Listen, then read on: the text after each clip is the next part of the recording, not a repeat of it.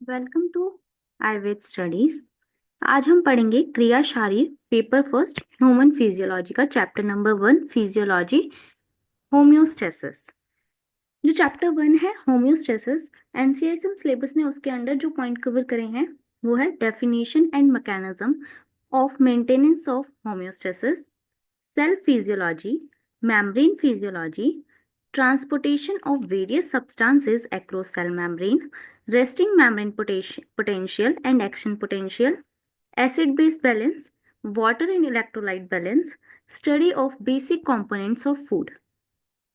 अगर बात करी जाए MC question, short answer question और लॉन्ग आंसर क्वेश्चंस की, तो तीनों टाइप के क्वेश्चंस यहाँ से देखने को मिलते हैं।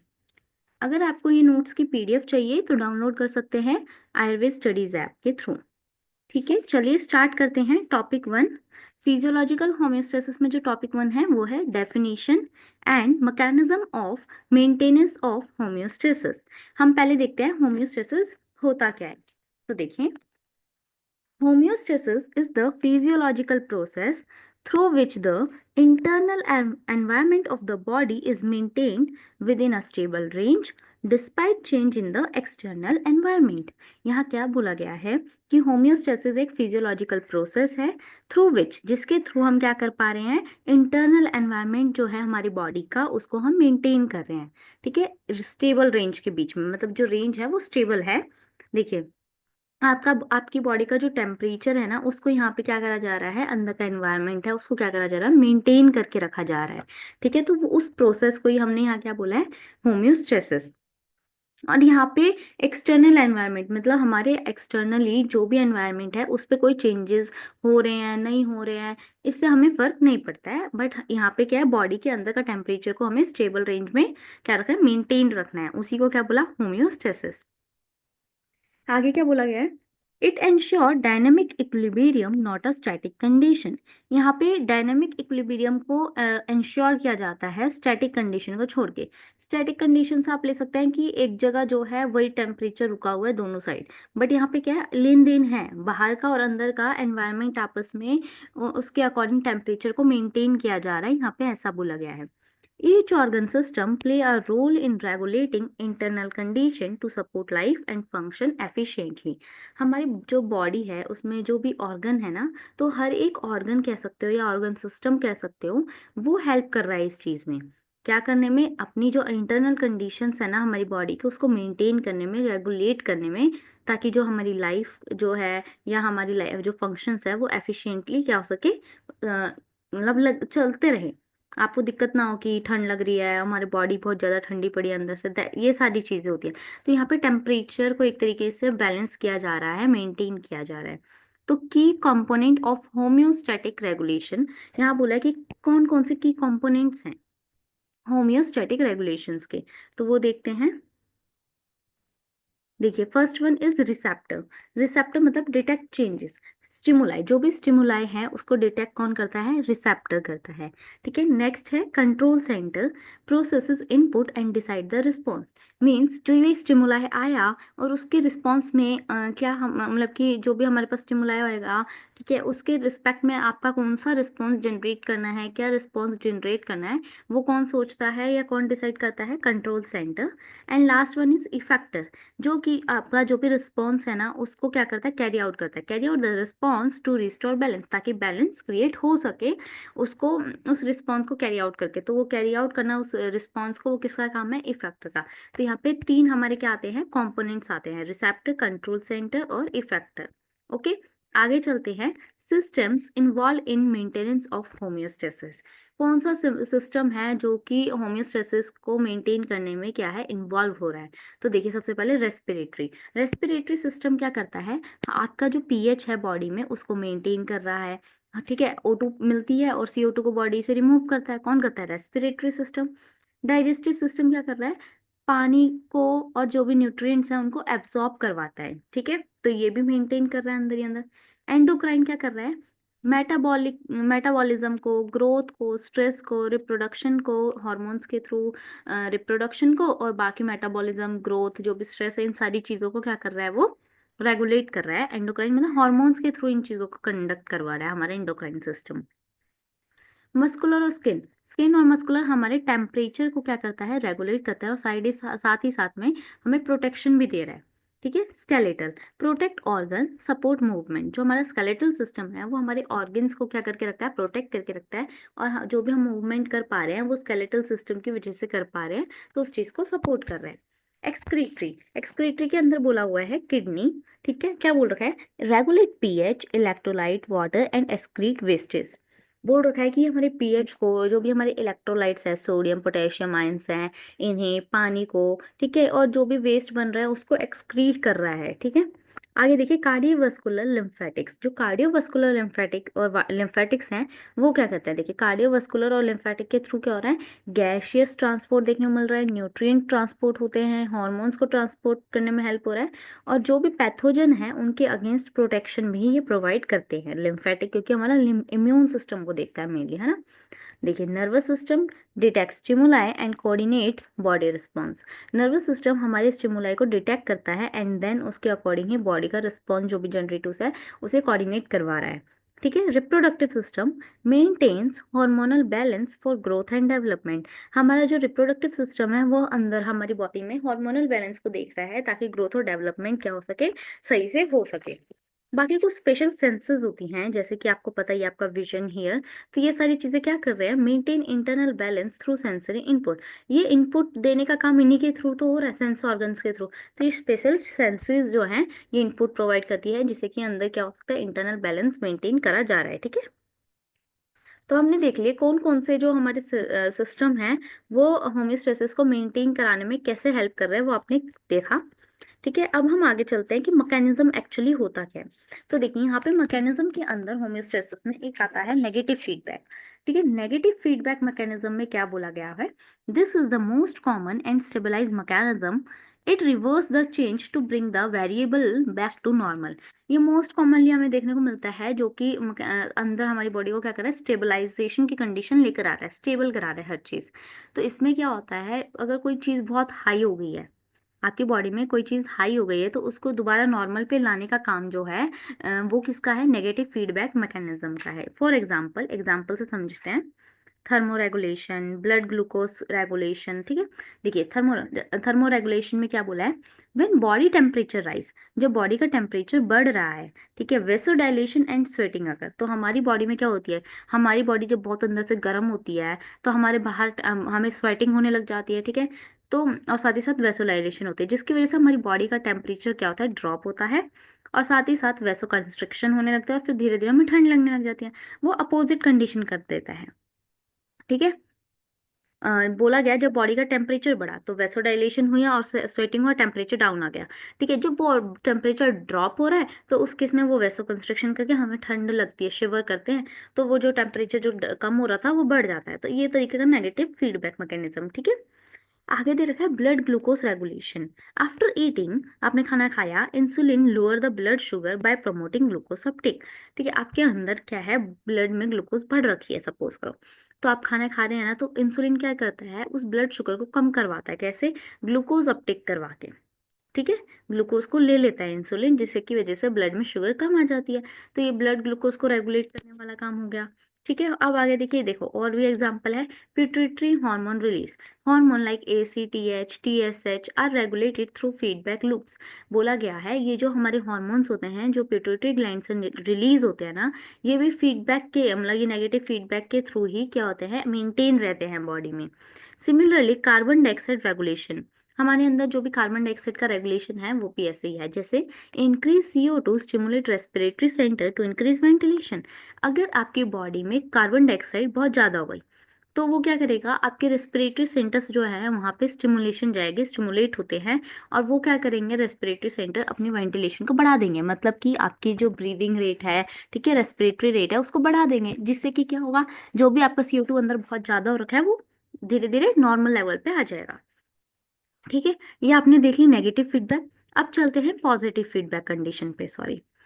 पॉजिटिव फीडबैक मैकेनिज्म में क्या बता रखा है, द मैकेनिज्म एनहेंस और amplify the original stimulus, it is less common and used in specific physiological processes. बोल रखा है कि ये एनहेंस कर देता है, बढ़ा देता है आप या एम्पलीफाई कर देता है आपके ओरिजिनल स्टिमुलस को, ठीक है। ये लेस कॉमनली हमें देखने को मिलता है। देखिए एग्जाम्पल से समझते हैं इसे भी। क्लॉटिंग कास्केट्स, आपको कोई चोट लगती है तो आपको पता है जब भी आपको कोई इंजरी होगी तो वहाँ पे प्लेटलेट्स आते हैं, एग्रीगेट करते हैं, क्योंकि केमिकल साइंस ऐसे मिलते हैं उन्हें और सिग्नल्स मिलते हैं, ठीक है। यहाँ पे आपकी इंजरी हुई, ब्लड लॉस हो रहा है, तो यहाँ पे प्लेटलेट्स आएंगे अंदर, ठीक है। प्लेटलेट्स आए, प्लेटलेट्स आते हैं, वो और ज़्यादा सिग्नल्स को जनरेट करते हैं जिससे कि और प्लेटलेट्स वहाँ पे अट्रैक्ट होते हैं, ठीक है। तो इसने क्या करा, एम्पलीफाई करा, एनहेंस करा ओरिजिनल स्टिमुलस को, ठीक है। तो ये एक एग्जांपल देखा। पार्चुरेशन रिफ्लेक्स, पार्चुरेशन रिफ्लेक्स में क्या होता है, देखिए आपके सर्विक्स पे प्रेशर पड़ रहा होता है जब बेबी आउट हो रहा होता है बॉडी से, ठीक है। तो उस टाइम पे जितना प्रेशर जनरेट होगा उतना ऑक्सीटोसिन रिलीज होता जाता है, ठीक है। जैसे जैसे ऑक्सीटोसिन रिलीज हो रहा है वो और ज्यादा क्या करा रहा है, कॉन्ट्रैक्शंस करा रहा है, और ज्यादा कॉन्ट्रैक्शन होती है, उसी की वजह से फिर चाइल्ड बर्थ हो रहा है। तो ये पार्चुरेशन रिफ्लेक्स इसका एक एग्जाम्पल है, इंपॉर्टेंट है। एक आता है हॉटकिंस साइकिल, मतलब कि opening of the sodium channel. होता क्या है, सोडियम चैनल ओपन होता है, ठीक है, फिर वहां पे डीपोलराइजेशन होता है जिसकी वजह से और सोडियम फिर अंदर एंटर कर पाता है, ठीक है। सोडियम चैनल्स ओपन हुए, जिस वहां पे डीपोलराइजेशन प्लस माइनस जो भी था वो मेंटेन होता है या आगे पीछे होता है, जिसकी वजह से वहां पे सोडियम की एंट्री हो जाती है इनसाइड, ठीक है। तो ये था हॉजकिंस साइकिल। तो हमने हॉजकिंस साइकिल देख ली। ये हमारा टॉपिक 1 था कि मैकेनिज्म क्या है होम्योस्टेसिस का और डेफिनेशन क्या है होम्योस्टेसिस की, वो हमने यहाँ पे कवर कर लिया। आगे चलते हैं, सेल फिजियोलॉजी, जो हमारी सेल है उसकी फिजियोलॉजी एक्चुअली में है क्या, वो हम यहाँ देखेंगे। देखिए सेल फिजियोलॉजी में क्या बता रखा है, ये सेल का डायग्राम है। आप सभी को पता है हमारी बॉडी जो है, एनिमल सेल्स जो होते हैं उनमें सेल वॉल नहीं होती है, प्लांट सेल्स में होती है। तो यहाँ पे सेल मेम्ब्रेन, सबसे आउटर साइड पे सेल मेम्ब्रेन मिलेंगी, अंदर लाइसोसोम्स दिखा रखे हैं। यहाँ पे देखिए बीच में न्यूक्लियस होता है, उसके अंदर फर्दर न्यूक्लियोलस होता है, ठीक है। और ये न्यूक्लियस की कवरिंग जो है, मतलब लेयर कह सकते हो, मेम्ब्रेन है, उसको न्यूक्लियर मेम्ब्रेन कहते हैं। माइटोकॉन्ड्रिया जो एनर्जी हाउस कह सकते हैं, यहाँ पे गोल्गी बॉडी होती है, और उसके बाद राइजोसोम्स देखने को मिलते हैं। और एंडो जो हमारे का है, ईआर, ईआर है, रफ भी हो सकते हैं और स्मूथ भी हो सकते हैं, ये बता रखा है, ठीक है। यहाँ पे देखिए साइटोप्लाज्म है जो पूरा अंदर ही कंटेन है, ये सारा साइटोप्लाज्म होता है, और सेंट्रोसोम्स भी यहाँ देखने को मिलते हैं। तो ये एक्चुअली सेल का डायग्राम है जो आप पेपर में बना के आ सकते हैं। हम आगे चलते हैं, हम देखते हैं कि इसमें सेल फिजियोलॉजी में क्या दे रखा है। सबसे पहले सेल की डेफिनेशन दे रखी है। सेल की डेफिनेशन के बारे में क्या बोला हुआ है, the cell is the basic structural functional and biological unit of all non living organism. जो हमारे जितने भी लिविंग ऑर्गेनिज्म है ना, उन सब की बेसिक जो स्ट्रक्चरल फंक्शनल और बायोलॉजिकल यूनिट है, उसको ही क्या कहते हैं, सेल कहते हैं। It is the smallest unit capable of independent life. ये वो स्मॉलेस्ट यूनिट है जो अपनी इंडिपेंडेंट लाइफ जी सकने के लिए कैपेबल होती है, ठीक है। The study of a cell, cell की जो स्टडी है उसको हमने क्या बोला हुआ है, सेल बायोलॉजी बोला हुआ है। Humans are multicellular organisms. Humans क्या होते हैं, मल्टीसेलुलर ऑर्गेनिजम्स हैं, composed of many different types of cells working together to sustain life.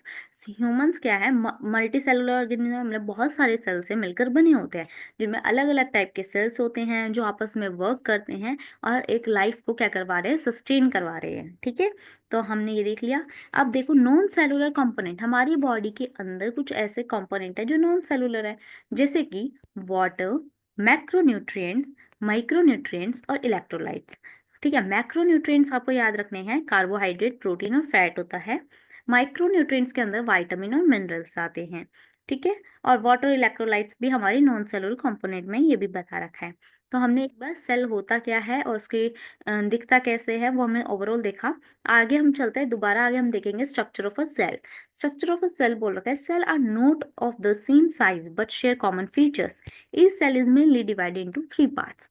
देखिए क्या बोला है, सेल ना सेम साइज के नहीं होते हैं, अलग अलग साइज के होते हैं, शेप भी अलग हो सकते हैं, बट ये जो सेल्स होते हैं ना, इन सब में कुछ कॉमन फीचर्स होते हैं, ठीक है। सबके एक जैसे होते हैं।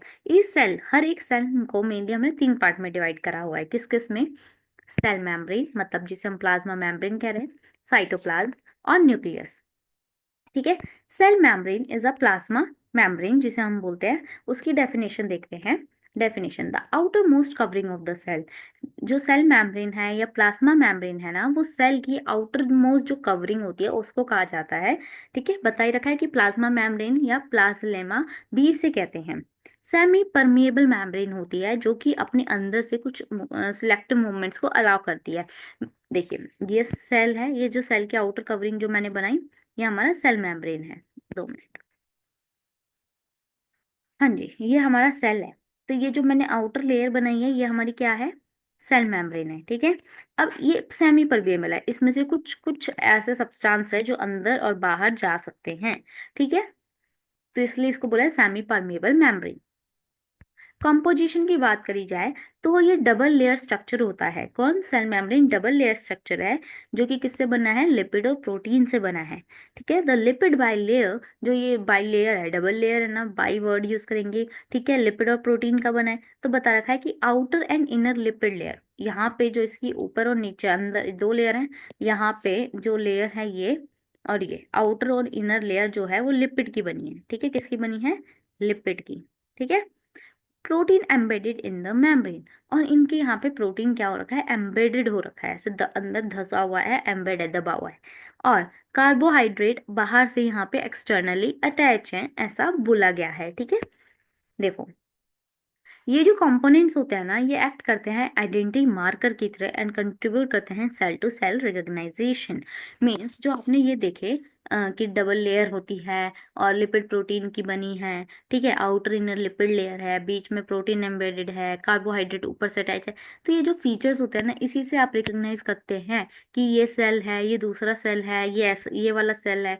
तो एक तरीके से ये कंपोनेंट्स जो थे ये आइडेंटिटी मेकर माने जाते हैं सेल्स के। आगे चलते हैं, structure of cell membrane. Cell membrane का स्ट्रक्चर देखिए, आपको पता है लिपिड लेयर थी जो क्या कर रही है, आपको फ्लेक्सिबिलिटी देती है और बैरियर प्रोवाइड करती है। प्रोटीन लेयर जो कि ट्रांसपोर्टेशन में, सिग्नलिंग में हेल्प करती है। कार्बोहाइड्रेट जो कि रिकॉग्नाइजेशन और आइडेंटिटी में इन्वॉल्व होता है, हेल्प कर रहा है। इसी के थ्रू आप पहचानेंगे कि ये वाली सेल की लेयर है, ये वाले सेल की ये लेयर है। आगे चलते हैं, function of cell membrane. Cell membrane के हम फंक्शन देखेंगे। देखिए क्या बोल रखा है, regulates passage of substance in and out of the cell. ये सेल के अंदर कौन सा सब्सटेंस जा सकता है, कौन सा बाहर भेजना है, इस चीज को रेगुलेट करने का काम ही सेल मेम्ब्रेन का होता है।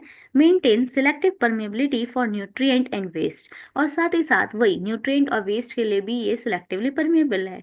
मतलब कि इसको पता है इसको कौन से न्यूट्रिएंट्स को अंदर अलाउ करना है, कौन से वेस्ट को बाहर डालना है। ठीक है, transport material across the membrane, यही है कि मेम्ब्रेन के अक्रॉस जो ट्रांसपोर्टेशन हो पा रही है मटेरियल की, वो सेल मेम्ब्रेन के थ्रू ही हो रही है। ठीक है, detect chemical messengers like hormone, neurotransmitters. ये जो सेल मेम्ब्रेन है इसके अंदर ये फीचर है कि ये केमिकल मैसेंजर्स जो होते हैं उनको डिटेक्ट कर पाता है कि हार्मोन आ रहा है, न्यूरोट्रांसमीटर्स आ रहे हैं, तो उन्हें अलाउ करना है नहीं करना, ये चीजें सेल मेम्ब्रेन पहचान पाती है। ठीक है, help in cell to cell adhesion, एक सेल को दूसरे सेल से जोड़ने का काम ये सेल मेम्ब्रेन कर रही होती हैं। ठीक है, जैसे ये एक सेल है, ये दूसरा सेल है, ठीक है, ये तीसरा सेल है, तो इनको जोड़ने का जो काम है उसमें भी ये सेल मेम्ब्रेन हेल्प करती है। सेल शेप और सेल स्ट्रक्चर को मेंटेन करके रखती है, और सिग्नल ट्रांसडक्शन में भी यही हेल्प करती है, एक जगह से दूसरी जगह सिग्नल ऐसे ये ट्रांसमिट करवाती हैं, ऐसा बोल रखा है। तो ये हमने फंक्शंस देखे हैं सेल मेम्ब्रेन के। ओके, अब हम देखेंगे मेम्ब्रेन के अंदर जो प्रोटीन है, तो उन मेम्ब्रेन प्रोटीन का कोई मेजर फंक्शन होगा। ठीक है, तो वो फंक्शन अब हम देखते हैं। देखिए क्या बोल रखा है, सॉरी, मेजर फंक्शन क्या बता रखा है, पहला ट्रांसपोर्ट प्रोटीन के बारे में। तो वहाँ पे ट्रांसपोर्ट प्रोटीन होते हैं, ये क्या करते हैं, जो move substance across membrane, ions हो गए, मॉलिक्यूल्स हो गए, जो कि डायरेक्ट लिपिड से क्रॉस नहीं हो पाते, उसे ये प्रोटीन के थ्रू जो है क्या कर पाते हैं, ट्रांसपोर्ट करवाते हैं अंदर। ठीक है, तो ये ट्रांसपोर्ट प्रोटीन का काम होता है। तो ये एक्टिव और पैसिव ट्रांसपोर्ट दोनों काइंड के ट्रांसपोर्ट ये करवाता है। ठीक है, एंजाइमेटिक एक्टिविटी, मतलब कि क्या बता रखा है, catalyse specific chemical reaction on the membrane surface.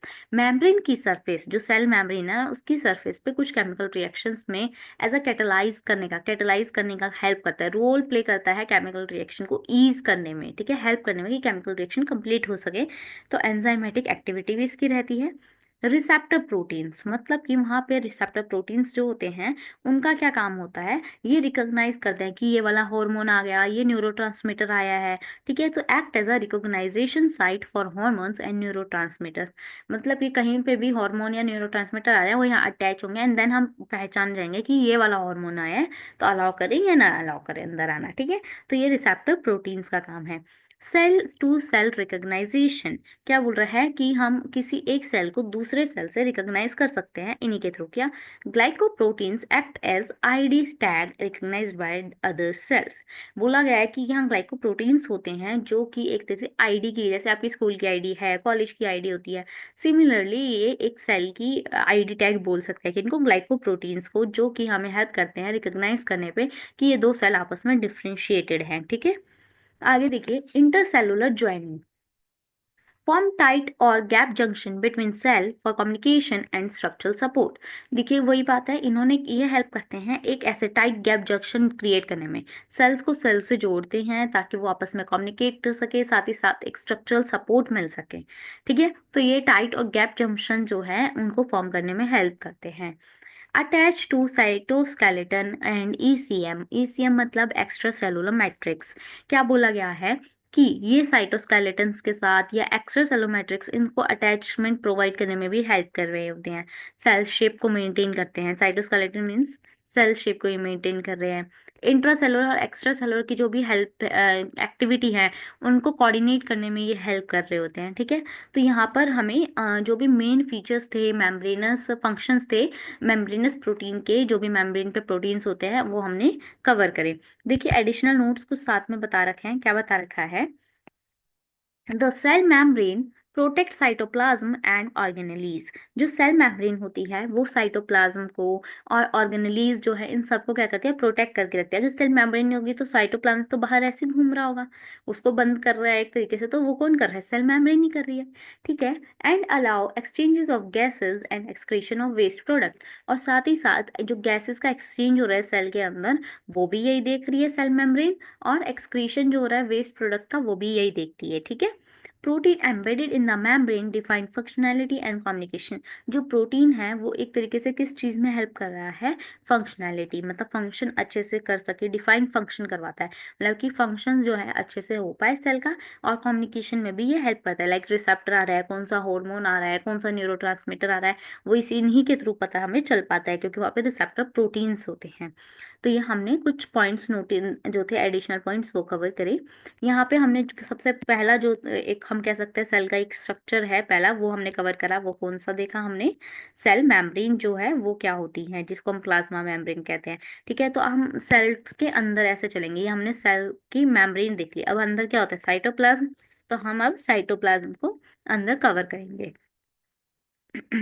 देखिए साइटोप्लाज्म के बारे में क्या बोला है, इसे कोशिका द्रव भी कहा जाता है, मतलब लिक्विड, जो सेल के अंदर लिक्विड अंदर है उसी को हम क्या बोल रहे हैं, साइटोप्लाज्म। डेफिनेशन देखते हैं, the gel like material within the cell membrane is called cytoplasm, ठीक है। सेल के अंदर, सेल मेम्ब्रेन के अंदर जो भी जेल लाइक मटेरियल होता है ना उसी को साइटोप्लाज्म कहते हैं।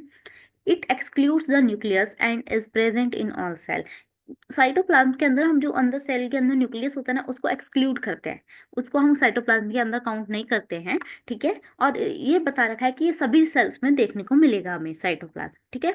साइटोप्लाज्म के कंपोनेंट्स की अगर बात करी जाए तो साइटोसोल और ऑर्गेनेलीज इसके अंदर आती हैं। साइटोसोल क्या होता है, फ्लूइड पोर्शन को हम साइटोसोल कहते हैं, ठीक है। इसके अंदर फ्लूइड पोर्शन में 80 to 90% वाटर आता है, उसके साथ साथ enzyme, salt, nutrients, organic molecules, ये सारी चीजें इसी के अंदर आती हैं, ओके। और ऑर्गेनेली जो है ना उसमें हमारा मेम्ब्रेन बाउंड स्ट्रक्चर हम लेते हैं, जिनके कुछ फंक्शंस है, जैसे कि ईआर आपने देखा था, एंडोप्लाज्मिक रेटिकुलम होता है, वो हमने इसमें देख लिया, या फिर राइबो, वहाँ पे राइबोसोम्स होते हैं, ठीक है, गोल्गी एपरेटस, ये सारी चीजें ऑर्गेनेलीज जो हैं वो इसके अंदर आती हैं, ओके। तो कंपोनेंट साइटोसोल और ऑर्गेनेलीज हमने देखा। अब एक एक करके देखते हैं, पहले देखते हैं साइटोसोल के बारे में। साइटोसोल के बारे में क्या बोला है, अ fluid matrix that support and surround the organelles. Fluid matrix जो कि क्या कर रहा है, ऑर्गेनेलीज को सपोर्ट करता है, ठीक है, हेल्प कर रहा है ना उनको, जो भी उन्हें नीड है उससे, और सराउंड करके रखता है पूरी ऑर्गेनेलीज को। आपके आपने देखा साइटोसोल में, हमने ऊपर अभी देखा वाटर होता है 80 to 90%, तो इसमें वाटर होता है, dissolve substance like salt, sugar, amino acids, organic molecules like enzymes, protein, nutrient, ये सब भी इसके अंदर होता है। आगे बता रखा है act as the site for many metabolic reactions, example glycolysis.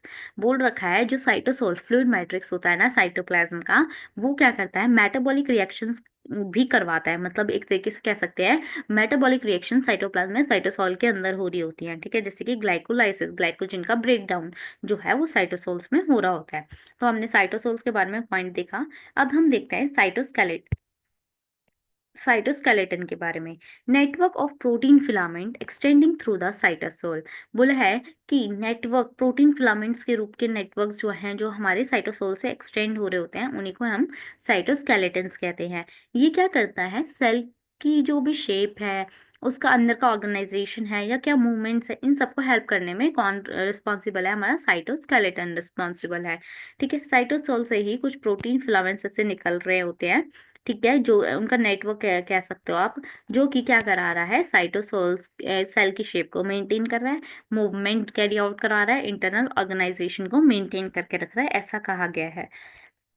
आगे चलते हैं फंक्शंस। फंक्शंस में क्या बता रखा है साइड, तो बोले मैकेनिकल सपोर्ट देना सेल को, इंट्रा सेलुलर ट्रांसपोर्ट में हेल्प करना, और सेल मूवमेंट स्पेशली डब्ल्यूबीसी की जो भी मूवमेंट है, कब सेल डब्ल्यूबीसी को कहाँ पे बढ़ाना है, लेकर जाना है, वो सारी चीजें, और सेल डिवीजन, कब माइटोटिक स्पिंडल फॉर्मेशन करवानी होती है, सेल को डिवाइड करना होता है, जब वो अच्छे से ग्रो हो गई, वो सारी चीजें कौन देख रहा है, हमारा साइटोस्केलेटन देख रहा है, ऐसा इसका फंक्शंस बता दिया है। ठीक है, तो हमने यहाँ पे फंक्शंस का एरिया देख लिए क्या थे। देखिए कंपोनेंट्स होते हैं, कुछ कंपोनेंट्स कौन कौन से इसमें देखने को मिले, हमने बोला माइक्रोट्यूब्यूल्स देखने को मिलते हैं, माइक्रोफिलामेंट्स देखने को मिलते हैं, और इंटरमीडिएट फिलामेंट्स मिलते हैं। देखिए आपने साइटोस्केलेटन में ऊपर पढ़ा नेटवर्क ऑफ प्रोटीन फिलामेंट, कौन कौन से फिलामेंट है वो भी आगे बता रखा है कि माइक्रोट्यूब्यूल्स हो सकते हैं, माइक्रोफिलामेंट्स जिसे एक्टिन फिलामेंट्स भी कहते हैं, और इंटरमीडिएट फिलामेंट्स भी देखने को मिल सकते हैं। ठीक है, आगे चलते हैं एंडोप्लाज्मिक रेटिकुलम पे। एंडोप्लाज्मिक रेटिकुलम के बारे में बता रखा है कि ये दो टाइप का होता है, one is rough and other is smooth. Rough मतलब राइबोसोम के साथ है, ठीक है, RER विद राइबोसोम, आर से राइबोसोम याद रखेंगे, रफ ER मतलब राइबोसोम अटैच है, स्मूथ मतलब नहीं है। देखिए ये आपका एंडोप्लाज्मिक रेटिकुलम एक है, ये आपका दूसरा है। अगर इस पे ऊपर राइबोसोम्स हैं तो ये थोड़ा सा रफ होगा ना, ऐसे जब आप हाथ लगाएंगे या उंगली, तो रफ हुआ क्योंकि राइबोसोम थे। नफ नहीं है, स्मूथ है, क्यों है, क्योंकि राइबोसोम नहीं थे। ठीक है, तो ये दो टाइप्स हो गए। अब हम देखते हैं पहले रफ RER का, ER का क्या काम है। Rough ER involve in protein synthesis and transportation. जो हमारा राइबोसोम इंक्लूड वाला है, मतलब कि रफ ER है ना, वो प्रोटीन सिंथेसिस में इन्वॉल्व होता है और ट्रांसपोर्टेशन में भी हेल्प करता है। ठीक है, ये प्रोटीन बनाएगा रफ ER, और उसको किसको देगा, गोल्गी एपरेटस को देगा, send protein to Golgi apparatus. वो उसकी मॉडिफिकेशन करके उसको, उसकी पैकेजिंग करेगा। ठीक है, तो हमने क्या देखा कि जो RER है वो क्या कर रहा है, प्रोटीन को बना रहा है, फिर उन प्रोटीन्स को ट्रांसपोर्ट करता है गोल्गी एपरेटस तक, वहां पे गोल्गी एपरेटस क्या करता है, उसकी मॉडिफिकेशन करता है, पैकेजिंग करता है। ठीक है, अब हम देखते हैं स्मूथ ER। स्मूथ ER क्या करते हैं, लिपिड और स्टेरॉइड्स की क्या करते हैं, सिंथेसाइज कर रहे हैं।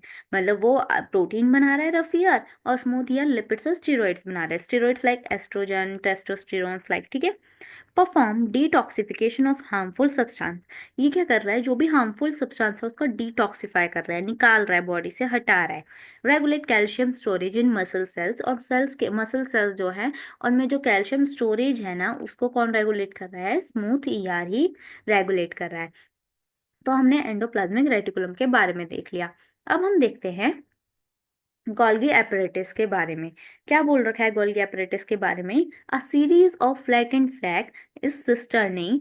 ठीक है, बोल रखा है कि ऐसे, इट्स लाइक दैट, ये इस टाइप से होता है। ठीक है, ये सैक है, फ्लैटेंड सैक्स, सॉरी ये अभी मैंने ऐसे बनाया ना, आप इसको इस तरीके से ले सकते हैं, इस तरीके से, फ्लैटेंड है ना, लाइक दैट, इस तरीके से ये होते हैं, इनको हम क्या कहते हैं, गोल्गी एपरेटिस कहते हैं। ठीक है, called the packaging and shipping centre of the cell. हमने अभी पढ़ा था कि ऊपर जो प्रोटीन बन रहा था वो गोल्गी एपरेटस के पास जा रहा था, मॉडिफाई हो रहा था एंड देन पैकेज हो रहा था। तो इसको हम सेल का पैकेजिंग और शिपिंग सेंटर भी कहते हैं। अ सीरीज ऑफ फ्लैटेंड, ये फ्लैटेंड है ना, फ्लैटेंड सैक्स है ऐसे, ठीक है, तो उसी को हमने सिस्टर्नी कह दिया है। ठीक है, तो हमने गोल्गी एपरेटस देखा, इसके फंक्शंस देखते हैं। Modify, label and package protein and lipid into vesicles. क्या बोला है कि ये जो होता है ना गोल्गी एपरेटस, ये उसमें कुछ मॉडिफिकेशन की नीड है, वो करेगा, वहां पे लेबल लगाएगा कि ये प्रोटीन है, ये वाला ये प्रोटीन है, मतलब पैकेजिंग करते हैं जब, उस टाइम लेबलिंग भी करेगा किस किस की, प्रोटीन की, लिपिड्स की, और कम किसके अंदर करता है, वेसिकल्स के अंदर। ऐसे वेसिकल्स फॉर्म कर देगा इनके कि ये प्रोटीन है, ये हमारा लिपिड है, उस पर लेबल लगा देगा कौन सा प्रोटीन है, लाइक दैट। ये फंक्शन होता है गोल्गी एपरेटस का।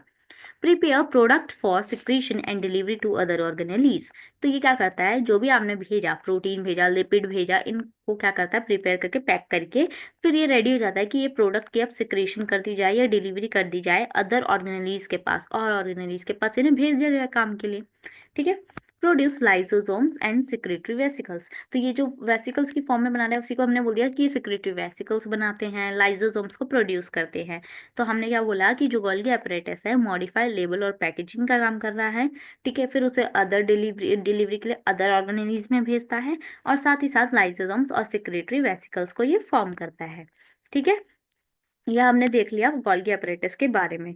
आगे चलते हैं, लाइसोसोम्स क्या होते हैं। तो spherical vesicles fill with digestive enzymes, ठीक है, formed by the Golgi apparatus and ER. बोल रखा है कि एंडोप्लाज्मिक रेटिकुलम और जो गोल्गी एपरेटस है वो लाइसोसोम्स को बनाता है। ठीक है, ये होते क्या है, स्फेरिकल हमारे वेसिकल्स होते हैं जिसके अंदर हमारा डाइजेस्टिव एंजाइम होते हैं, हाइड्रोलाइटिक एंजाइम्स होते हैं। तो इसका फंक्शन थोड़ा डाइजेशन से रिलेटेड होगा डेफिनेटली। ठीक है, चलिए फंक्शन देखते हैं। Break down waste material, old organelles, bacteria and foreign particles. ये जो हमारे स्फेरिकल, हमारे क्या थे, लाइसोसोम्स कह रहे हो आप, स्फेरिकल शेप के जो लाइसोसोम्स थे, वेसिकल्स थे, ये क्या करते हैं, इनके अंदर डाइजेस्टिव हमारे एंजाइम्स हैं। तो जो भी वेस्ट मटेरियल है उसको उसको ब्रेक डाउन कर रहे हैं, डाइजेशन करवा रहे हैं, ब्रेक डाउन कर रहे हैं, तोड़ रहे हैं, जो भी पुरानी ऑर्गेनेलीज है उनको, बैक्टीरिया है, कोई फॉरेन बॉडी, इन सबको खत्म कर देते हैं यहाँ पे। ठीक है, तो ऑटोफैगी मतलब ये सेल्फ डाइजेशन करते हैं, एक्स्ट्रा सेलुलर डाइजेशन भी कर रहे होते हैं।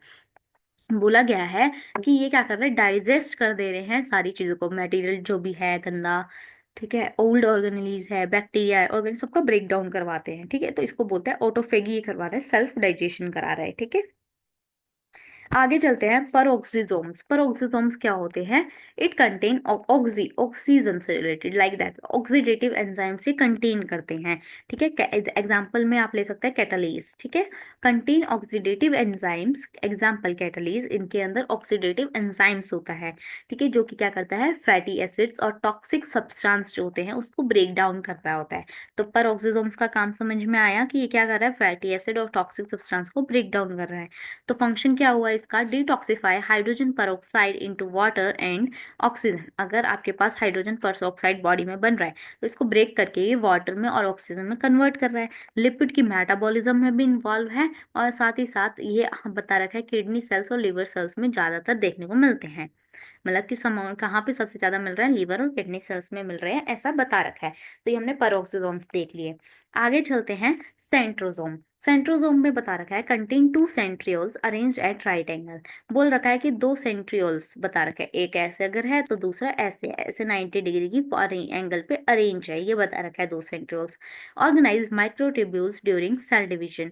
ये क्या करते हैं, सेंट्रोजोम्स जो होते हैं ना, वो वहाँ पे माइक्रोट्यूब्यूल्स, जब सेल डिवीजन हो रही होती है तो माइक्रोट्यूब्यूल्स को अरेंज करते हैं। आपने देखा होगा ऐसे करके कुछ बने होते हैं ना, तो यहाँ बीच में हमारा सेंट्रोजोम होता है। ठीक है, तो यही बता रखा है कि इस तरीके से यहाँ सेंट्रोजोम है। 2 मिनट, क्या बता रखा है यहाँ पे, इस तरीके से हमारा दो सेंट्रोजोम है। ठीक है, जो राइट एंगल पे हम होंगे, अपने आप दिखा लिया, ये सेंट्रोजोम पे अटैच है। ठीक है, तो इसमें दो सेंट्रियोल्स होते हैं जो राइट एंगल पे अरेंज होते हैं, ऑर्गेनाइज करते हैं माइक्रोट्यूब्यूल्स को ड्यूरिंग सेल डिवीजन। ये सेंट्रोजोम का काम हो गया। Function, spindle fibres for chromosome separation produce करना। क्या कहा गया है कि ये स्पिंडल फाइबर्स को प्रोड्यूस करते हैं जब क्रोमोसोम सेपरेशन हो रही होती है उस टाइम पे, और सेल पोलैरिटी और ऑर्गेनाइजेशन में ये हेल्प करते हैं। देखिए ऐसा हमने सेल डिवीजन आप सब पढ़ के आए होंगे अपनी 12th क्लास में। यहाँ पे ऐसे हम, सॉरी, एक बार इमेज से बनाते हैं। क्या बोला गया है, जैसे ये सेल है, ठीक है, यहाँ पे अपने खुद के सेंट्रोसोम्स ऐसे बने हुए हैं। ये सेंट्रोसोम पे हमारे दो सेंट्रियोल राइट एंगल पे। तो ये क्या करते हैं, स्पिंडल फाइबर्स जनरेट करते हैं ऐसे। स्पिंडल फाइबर्स जनरेट होता है क्रोमोसोम सेपरेशन के टाइम पे, फिर ये अलाइन हो जाते हैं आके। तो इस तरीके से ये अलाइन हो जाते हैं सारे बीच में। एंड देन फिर क्या होता है, सेल डिवीजन अकर होती है। ठीक है, सेल डिवीजन अकर होती है। तो सेल पोलैरिटी को मेंटेन करने का काम इसी का ही है कि दोनों तरफ भेजने हैं हमें। जो भी क्रोमोसोम्स हैं वो दोनों तरफ इक्वली डिवाइड हों, ये सारी चीजें सेंट्रोसोम देखता है। ठीक है, तो हमने सेंट्रोसोम का फंक्शन जो है वो देख लिया। ठीक है, बाकी आप सेल डिवीजन अपने 12th क्लास में, 11th 12th क्लास में बहुत अच्छे से पढ़ी होगी। आगे चलते हैं वेसिकल्स पे। वेसिकल्स के बारे में क्या बोल रखा है, small spherical membrane bound sac. ये एक स्मॉल छोटे छोटे हमारे क्या होते हैं, स्फेरिकल शेप के मेम्ब्रेन बाउंड, मतलब मेम्ब्रेन से कवर सैक होते हैं, जो कि गोल्गी एपरेटस, ईआर और सेल मेम्ब्रेन के थ्रू बनाए गए होते हैं। ठीक है, तो वेसिकल्स क्या होता है देखा। इनका फंक्शन क्या होता है, ये स्टोर करके रखते हैं अपने अंदर सब्सटेंस को, ठीक है, सेल के अंदर, और फिर इसको ट्रांसपोर्ट करते हैं एक जगह से दूसरी जगह। Use in exocytosis. एक्सोसाइटोसिस मतलब कोई ऐसी ट्रांसपोर्टेशन जो सेल से बाहर करानी है, तो वेसिकल की फॉर्म में करवाई जा सकती है। वेसिकल को सेल से बाहर फेंक दिया जाता है और वहां पे एक्स्ट्रा जो भी सेल के बाहर है, एक्सोसाइटोसिस सेल के बाहर वाली जो भी ट्रांसपोर्टेशन है वो कराई जा सकती है। कैरी एंजाइम, न्यूरोट्रांसमीटर्स और हार्मोन। इसके अंदर वेसिकल के अंदर हार्मोन्स, एंजाइम्स, न्यूरोट्रांसमीटर्स आप कुछ भी कैरी आउट करके भेजा जा सकता है एक जगह से दूसरी जगह। तो हमने वेसिकल्स के फंक्शन देख लिए। अब हम चलते हैं माइटोकॉन्ड्रिया की तरफ। माइटोकॉन्ड्रिया के बारे में क्या बोल रखा है, इसको हम power house of the cell भी कहते हैं। ठीक है, पावर हाउस मतलब कि एक तरीके से एनर्जी जो दे रहा है सबसे ज्यादा। तो ये कैसे होता है, रॉड और ओवल शेप की ऑर्गेनेलीज है, थोड़ी इस टाइप की ये ऑर्गेनेलीज होती है, रॉड और ओवल शेप की।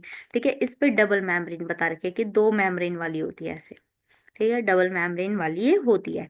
Inner membrane fold into crystal. अब आपने देखा, अब देखो इमेज क्रिएट खुद ही हो रही है। आपने बोला पहले तो दो लेयर है, तो हमने दो लेयर ऊपर बना दी। तो फिर इन्होंने बोला इनर लेयर थोड़ी इसकी ऐसे क्रिस्टल फॉर्म कर रही होती है। तो इसकी इमेज कैसे होगी, इस टाइप से, है ना, क्रिस्टल फॉर्म करके बना दी हमने माइटोकॉन्ड्रिया का डायग्राम। ठीक है, आउटर मेम्ब्रेन इसकी स्मूथ है क्योंकि एक राउंड है, बट इनर वाली में क्या हो रहा है, फोल्ड आ रहा है, क्रिस्टल फॉर्म हो रहे हैं, तो ये इसकी शेप बन गई। आगे चलते हैं फंक्शन। एरोबिक रेस्पिरेशन कराता है कौन, माइटोकॉन्ड्रिया। और एटीपी मतलब कि एडिनोसाइन ट्राइफॉस्फेट, जो कि एक एनर्जी की करेंसी है। आपको पता है इंडिया में कौन सी करेंसी करती है, रुपीज करेंसी। सिमिलरली एनर्जी की जो करेंसी है वो एटीपी होता है। तो एटीपी करेंसी को कौन जनरेट करता है, माइटोकॉन्ड्रिया, इसीलिए इसको पावर हाउस कह रहे हैं। ठीक है, contain its own DNA. Mitochondria का खुद का डीएनए होता है, ये देखिए इमेज। माइटोकॉन्ड्रिया का खुद का क्या होता है, डीएनए होता है, और ये सेल मेटाबॉलिज्म को और कैल्शियम लेवल को रेगुलेट करती है। ठीक है, आगे चलते हैं। क्या बोल रखा है, स्ट्रक्चर ऑफ माइटोकॉन्ड्रिया। स्ट्रक्चर की बात करी गई है माइटोकॉन्ड्रिया के। यहाँ पे क्या बोला है, आउटर माइटोकॉन्ड्रियल मेम्ब्रेन, यहाँ पे एक बाहर आउटर माइटोकॉन्ड्रियल मेम्ब्रेन है। इंटर मेम्ब्रेन स्पेस, देखिए जब आपने अंदर वाली में क्रिस्टल फॉर्म करे हैं, देखिए ये क्रिस्टल बना हुआ है ना। ठीक है, ये जो क्रिस्टल बने हैं, तो यहाँ पे बीच में स्पेस आ रहा है, मेम्ब्रेन के बीच में जो स्पेस आ रहा है उसको बोलते हैं इंटर मेम्ब्रेन स्पेस। फिर इंटर माइटोकॉन्ड्रियल मेम्ब्रेन है एक हमारी। ठीक है, फिर क्रिस्टल उसमें देख रहे हैं आपको फोल्ड्स दिख रहे हैं, और मैट्रिक्स मतलब वहां पे हमारा एंजाइम और माइटोकॉन्ड्रियल डीएनए अंदर लोकेट कर रहा है, उसके इन जो भी हमारे क्रिस्टल बने हैं उसके अंदर। ठीक है, तो ये एक तरीके का स्ट्रक्चर था, आप ये बना के आ सकते हैं पेपर में। अब चलते हैं राइबोसोम्स के बारे में। राइबोसोम्स के बारे में क्या बोल रखा है, स्मॉल नॉन मेम्ब्रेनस ऑर्गेनेली है, जो कि made up of rRNA and protein. बोल रखा है ये एक छोटी सी लेकिन नॉन मेम्ब्रेन, इनके ऊपर मेम्ब्रेन नहीं होती है, किसकी बनी होती है, आरआरएनए की बनी होती है और प्रोटीन की बनी होती है। कहाँ मिलेगी, साइटोप्लाज्म में ऐसे मिल जाती है अपनी, ऐसे पड़े हुए मिलेगी ये फ्री इन साइटोप्लाज्म।